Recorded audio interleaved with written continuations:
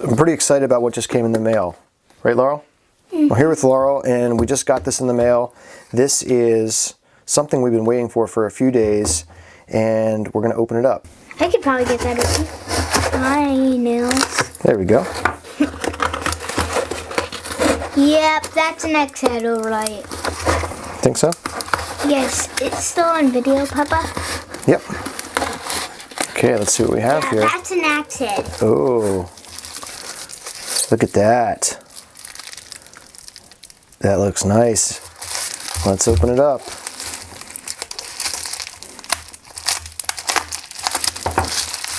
We're going to make a nice handle for this, I think. We always make nice handles. We could also, take a look at this guy. We could also use this bubble wrap. Right, Papa? Yeah, could use it. Whoa, look at this guy. Ooh. Look at that. Wow, that is beautiful. Uh-huh. Look at that nice plum. Look at it. Oh yeah, it says Plumb. That's probably one of the nicest plum you ever had. Like, that is so clean. It is very clean. All of those had been really rusty on the plum, but yeah, let's see. That plum is really nice. So we have this one. Let's compare it to this guy here. More nicer. This one's more nice. It's bigger. It's different, isn't it? Mm-hmm. This is the U.S. That's the World War II thing. Issued Plumb right there, and then this is the Boy Scout hatchet right here, Plumb. Just getting my tape measure. Okay. So you don't have to use yours. Okay, you want to measure the length. Measure the length. Okay.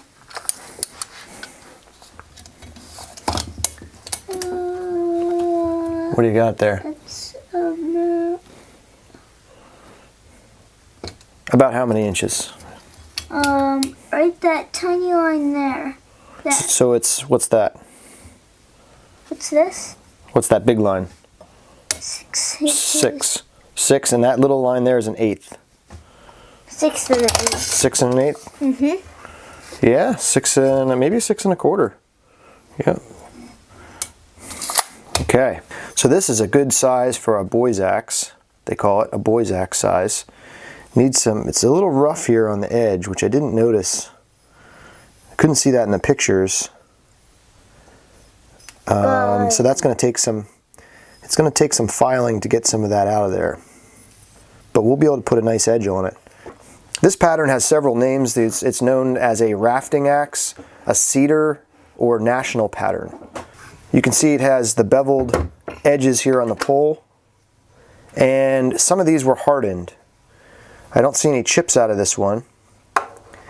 It does look like they struck some metal with it here, but from different documents I found and doing some research on a lot of different forums, I was able to dig up a lot of pictures, and you can see in some of these pictures I'm going to put up here that there were different patterns. They actually marketed this sometimes for the mining industry, construction industry, and what they did is they wanted it to be an all-purpose where you'd have a hardened pole that you could use as a hammer on one side, and then you could use the axe on the other side. So this isn't exactly what the construction or mining pattern looked like. This has more of a sweep down, you can see here. The reason that they called this a rafting pattern was this would have been used by the loggers as they put together the log rafts, and they used it for what's called log dogs, and that would be something you could hammer into the logs with an eye on it that you could attach the cable or chains to tie up the logs as they floated down the river. So this would be something that's kind of like a multi-purpose tool. You know, you have your cutting edge, of course, but then you have a hammer hardened pole on this side to hit against steel. Normally on an axe you don't want to do that, and I found evidence this was heavily mushroomed on this from being pounded on from metal stakes or used as a hammer on this one. This other Plumb I have, same kind of situation on this side. They hit it on the back side here, and you can see it started to mushroom on this side. The ones that are definitely hardened have a hammerhead on the end of them. This is a really old one I got from my my dad. This is my great-grandfather's, and this is a Griffith Toolworks, and this is from Pennsylvania here. I'm north of Philadelphia, so this would have came out of somewhere close to Philadelphia, and this is quite old, probably, it's hard to say, but I'd say turn of the century, or it could be teens or 20s. But this is a very cool hatchet, as you can see, and has a nice hardened head on it, so you could use it as a hammer, and that would have been sort of they call it a roofer's hatchet sometimes. They use it for carpentry. Would have been, well, you've seen them. There's a nail puller there. They're very common, but this is a real nice one, and it has a real nice edge on it. And it's been passed down, so that's pretty cool. So for this one, we've got to clean it up a little bit. Okay, you can see the edge here a little bit better. This side didn't look too bad, and unfortunately, this is the chance you take when you win an eBay auction. You can see there's quite a bit of pitting and damage right here. That's going to take some filing to get out. But luckily, there's plenty to work with here to make this a nice axe. I had an idea for this one. You know, we did this walnut handle about a year ago, and that turned out pretty nice. I really like that. And this, I had some concerns about using walnut. It's not the hardest wood. It's not a very common wood for an axe or hatchet, but this is very small. And you know, you're not cutting down large trees with it. For just splitting firewood, some light stuff, kindling, that works great. And limbing trees, small trees, that works great.